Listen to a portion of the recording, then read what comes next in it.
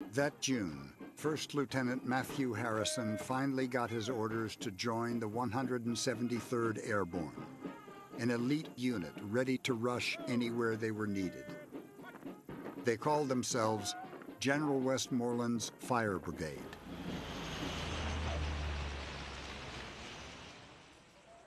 Harrison's arrival at Bien Hoa was a reunion of sorts.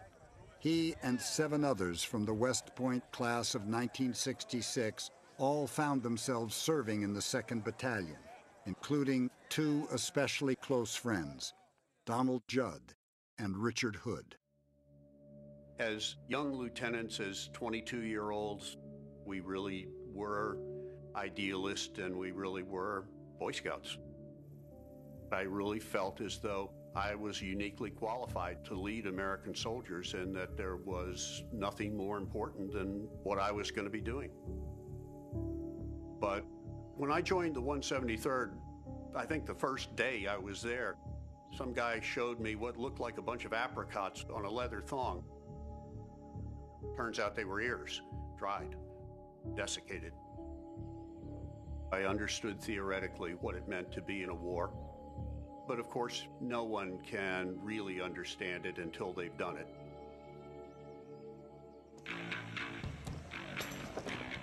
Harrison was a platoon leader in Charlie Company.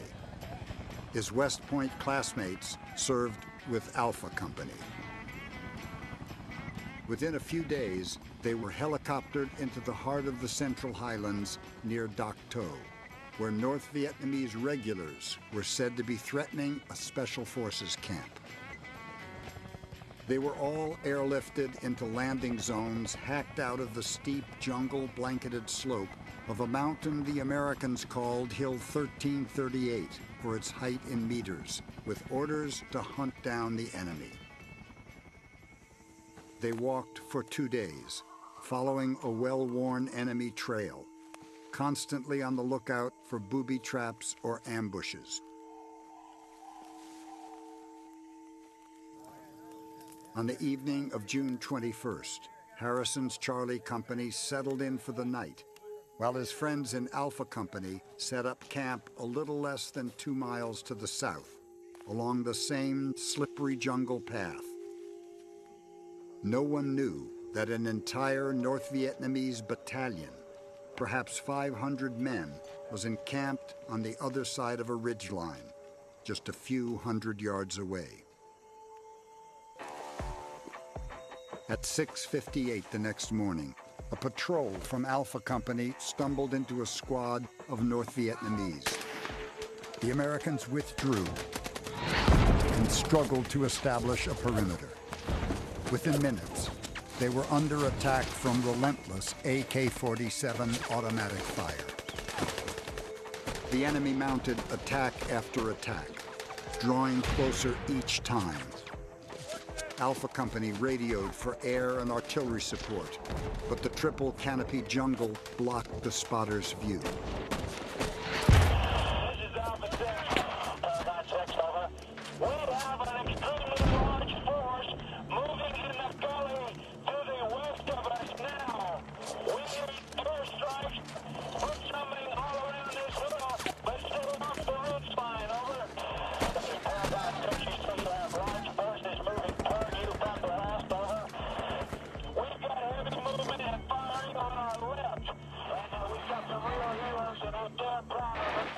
Be advised, these people all got black berets on, they got AK-47s, every one of them, and they got so damn much ammunition, they got twice as much as I got. We're being as good as we can, over. Appreciate it, just do the best you can. At around noon, Harrison's unit was ordered to rescue the trapped men of Alpha Company. It was mountainous terrain.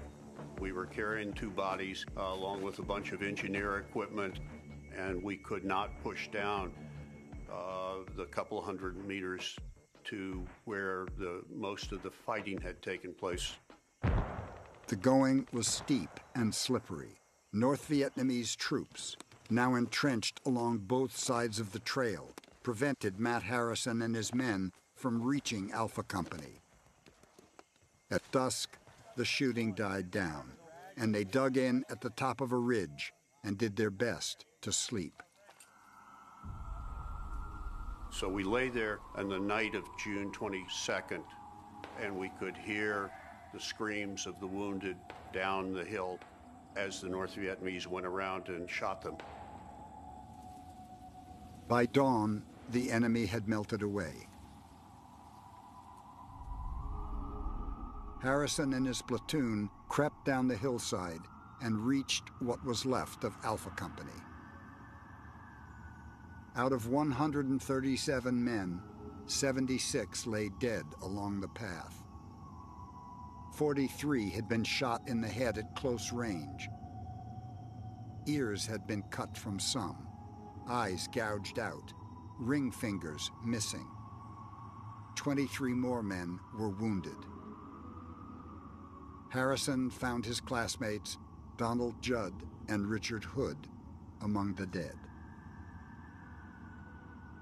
This was my introduction to war.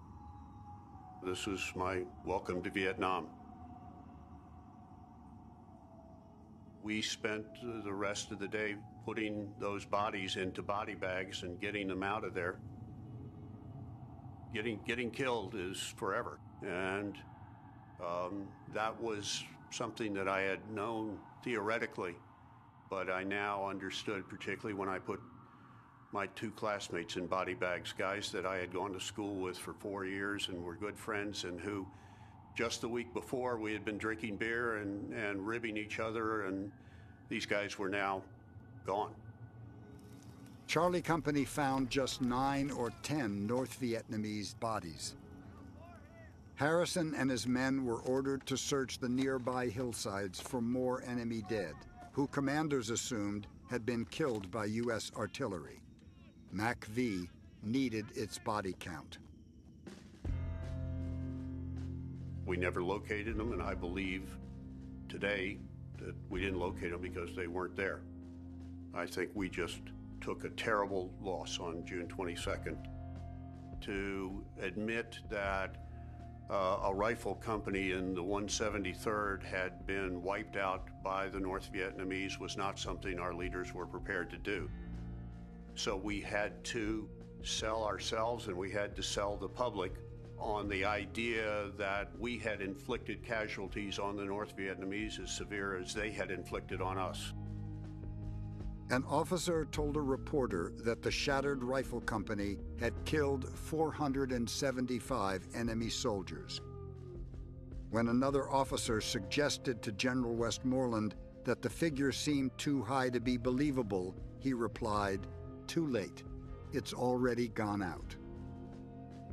Within a few days after the battle, Westmoreland came up to speak to what we thought of ourselves as his brigade. And he hopped up on the hood of a Jeep in very crisp fatigues, looking every inch the battle commander, and gave us a pep talk and told us how proud he was and what a magnificent job we had done. But by then, I had more than just a suspicion that this was the fairy tale, that Westmoreland